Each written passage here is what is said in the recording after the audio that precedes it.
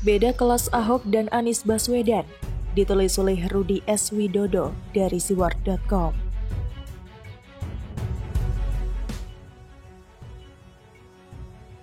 Pada tahun 2015 ketika Basuki Cahayapurnama alias Ahok masih menjabat sebagai Gubernur DKI menggantikan Pak Jokowi yang terpilih sebagai Presiden RI, DPRD DKI pernah akan mengajukan interpelasi karena masalah e-budgeting. Kita semua tentunya masih ingat bagaimana ramainya berita keributan antara Gubernur Ahok dengan pihak DPRD DKI.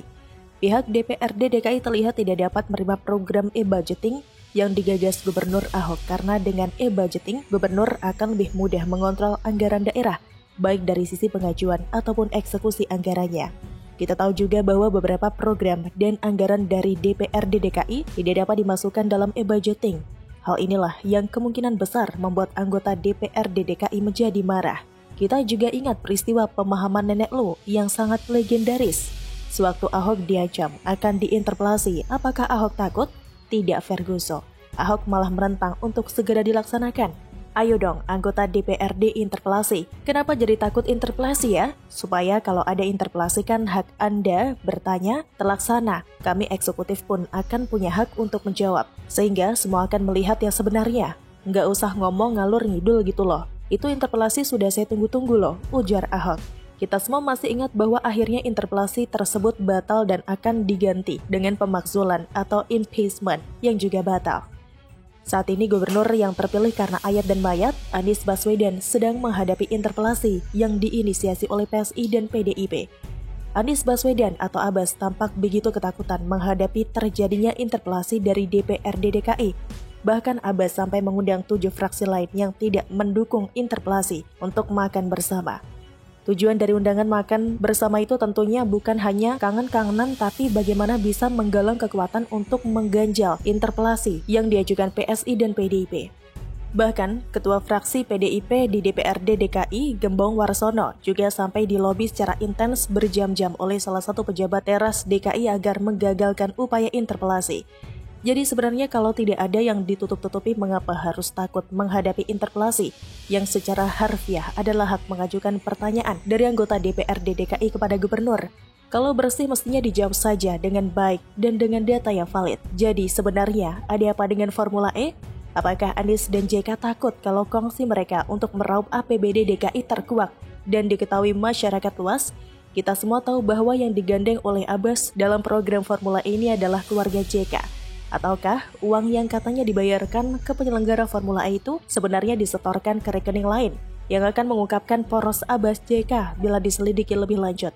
Saat ini syarat untuk mengusulkan interpelasi sudah terpenuhi karena ada 33 anggota DPRD DKI yang sudah menandatangani, yaitu 8 dari PSI dan 25 dari PDIP.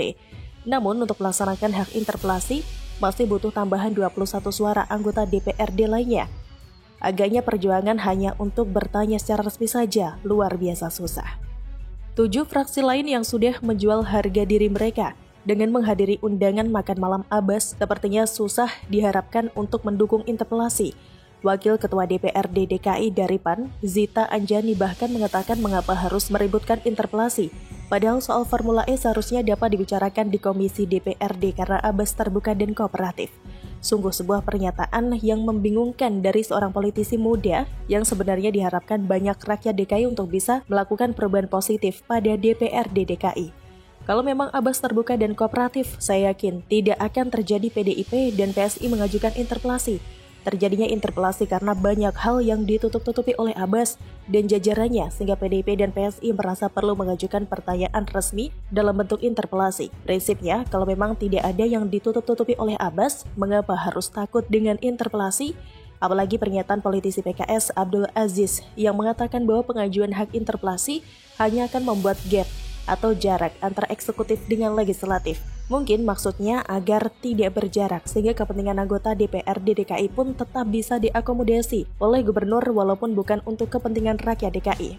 Sebenarnya kalau mau membandingkan Ahok dengan Abbas, bagaikan membandingkan langit dengan palung laut. Sangat tidak sebanding.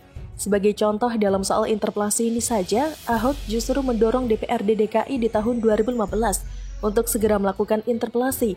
Tapi di tahun 2021 ini, gubernur yang katanya rasa presiden malah melakukan berbagai cara untuk menghalangi interpelasi. Rakyat juga akan mencatat 7 fraksi di DPRD DKI yang seharusnya menjadi mitra gubernur dan melakukan pengawasan tetapi malah merendahkan diri untuk datang memenuhi undangan makan malam yang digunakan untuk menggalang kekuatan, menghalangi interpelasi. Ketujuh fraksi tersebut adalah PAN, Demokrat, PKS, PKB, PPP, Golkar, Nasdem, dan Gerindra. Terbukti setelah mereka kenyang menikmati makan malam di rumah dinas Gubernur Abbas, mereka sepakat menolak interpelasi. Betapa menjijikan kelakuan politisi dari ketujuh fraksi tersebut. Rapat antara eksekutif dan legislatif seharusnya dilaksanakan di ruang rapat DPRD DKI, tetapi mereka mau direndahkan dengan melaksanakan rapat di rumah dinas Abbas. Jadi teman-teman, kalaupun nantinya interpelasi ini gagal karena kurang dukungan, kita semua tahu siapa yang menggagalkan. Demikianlah kura-kura. Salam Steward, Rudi S. Widodo. Bagaimana menurut Anda?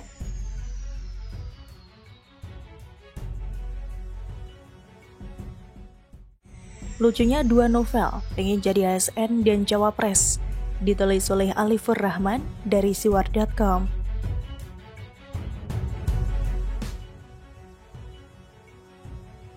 Belakangan ini para pelawak di Indonesia tampaknya sedang terganggu posisinya. Karena untuk beberapa hal, para pelawak kita sering kalah lucu dibanding orang-orang sipil non-pelawak. Di Indonesia ini kita punya dua warga namanya Novel, Bang Mukmin dan Baswedan. Dua-duanya sama kocak dan lagi lucu-lucunya, dengan tingkah pola yang sama sekali berbeda. Novel Bang Mukmin misalnya, dia dengan percaya dirinya mengatakan terpanggil untuk menjadi cawapres pada 2024 nanti. Entah siapa yang memanggilnya, gak jelas juga dari partai apa dia mau maju mencalonkan. Hanya saja yang mengganggu pikiran kita semua adalah bagaimana kalau Novel Bang Mukmin beneran nekat mencalonkan. Lalu balihonya terpasang di seluruh penjuru negeri, tentu saja dengan senyum termanisnya yang kelihatan giginya. Kebayang berapa kecelakaan lalu lintas yang bisa terjadi gara-gara ini?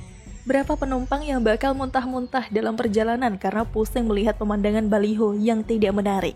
Baliho Habib Rizik saja sudah cukup mengganggu mata kita, apalagi Novel Bang Mukmin. Bisa tambah banyak dosa kalau harus terpaksa melihat mukanya tiap hari di jalanan.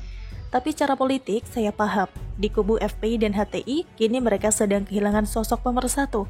Tidak ada orator yang bisa naik panggung menyatukan suara. Habib Rizik mendekam di penjara, Bahar Smith juga sama. Kekosongan ini nampaknya sedang ingin dimanfaatkan oleh Novel Bang Mukmin, karena bagaimanapun tim demo masih ada.